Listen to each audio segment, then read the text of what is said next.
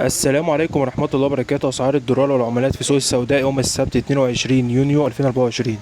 سجل اليورو 51 جنيه و14 قرش للشراء، 51 جنيه و73 قرش للبيع. سجل الجنيه الاسترليني 60 جنيه و66 قرش للشراء، 61 جنيه و39 قرش للبيع.